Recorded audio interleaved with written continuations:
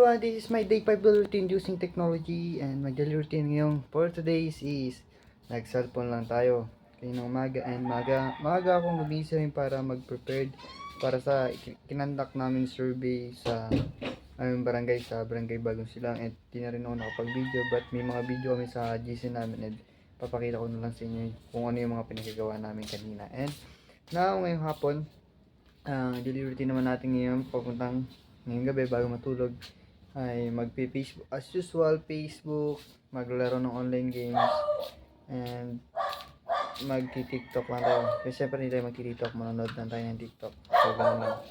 So guys, watch this.